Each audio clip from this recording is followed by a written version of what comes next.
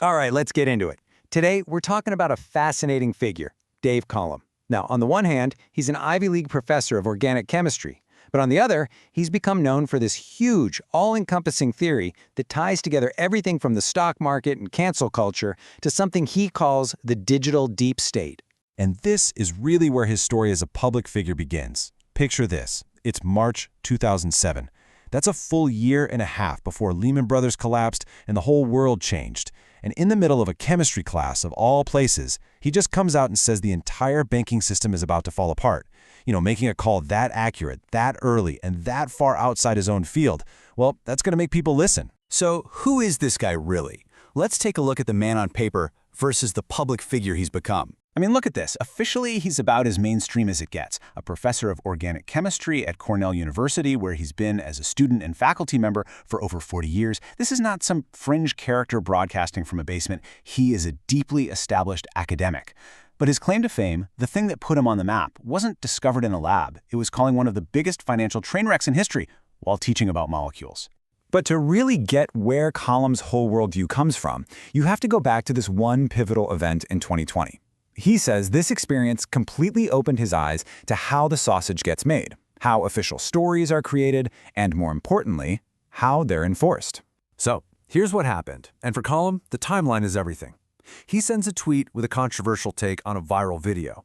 He says within 30 minutes, not hours, minutes, the university's inboxes were just flooded with what looked like automated, copy-pasted complaints. A few hours after that, graffiti about him shows up on campus. The whole thing snowballs until, just a few days later, Cornell's leadership puts out an official letter condemning him. And that led him to this conclusion right here. To him, this wasn't just an organic backlash from angry students. No way. He was convinced it was, in his words, incredibly orchestrated. The speed of it all just felt inhuman, like a switch was flipped. That night, he became convinced that cancel culture wasn't a grassroots movement, but a weaponized, automated system. And the consequences were very real. Collum came to believe the original incident he tweeted about was basically a grift, especially after seeing a successful GoFundMe pop up. He also lost a consulting job he'd had with Pfizer for 2 decades. But the biggest change was internal. This whole ordeal solidified this deep, deep suspicion of any official story. It became the blueprint for how he saw the world. So after having this personal, up-close experience with what he saw as a totally fabricated narrative, he started to apply that same skeptical filter to, well, pretty much every other major event. And a big one he turned that lens on was the Las Vegas shooting. The official story, as we all know, is one lone gunman. Collum looks at the details and says, not a chance. In his view, the facts just don't add up for the lone wolf theory.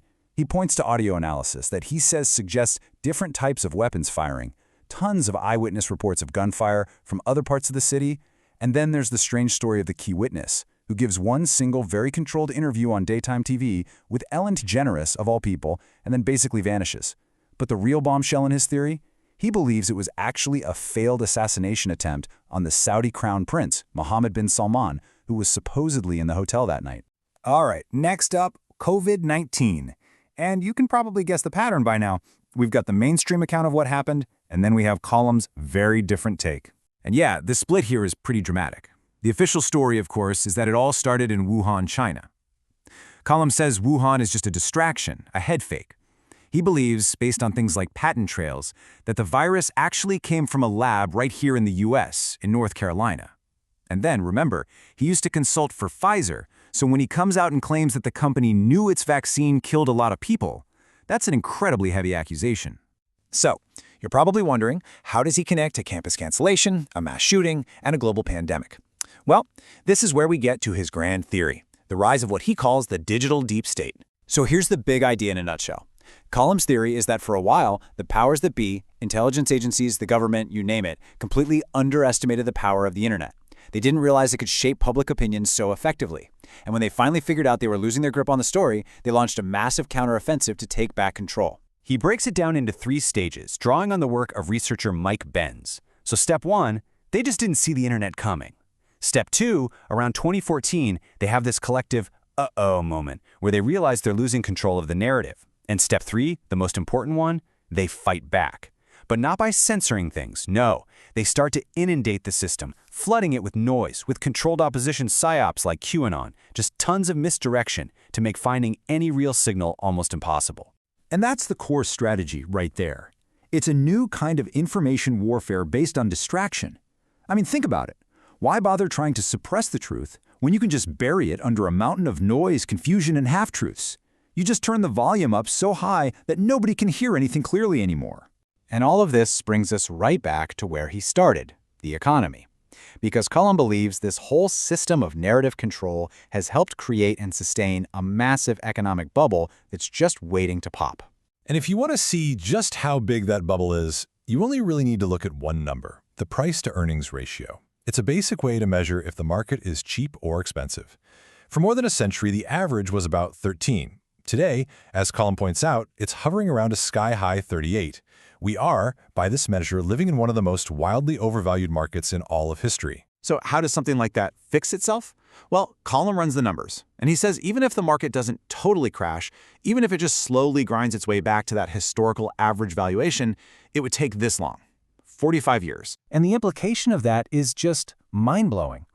What he's predicting is that for an entire working lifetime, as the market just digests this massive bubble, the total return from capital gains could be basically zero. Sure, it'll go up, it'll go down, but the net result over decades? Nothing. All the growth will just be paying off the massive debt of today's overvaluation. And that's the final, chilling question his whole theory leaves us with. For the last 40 years, pretty much since the early 80s, we've had this incredible economic tailwind at our backs. But if Collum is even close to right, that's all about to reverse and become a brutal 40-year headwind. So, what happens to a society that's been built entirely on the promise of constant growth when that growth just vanishes for a generation?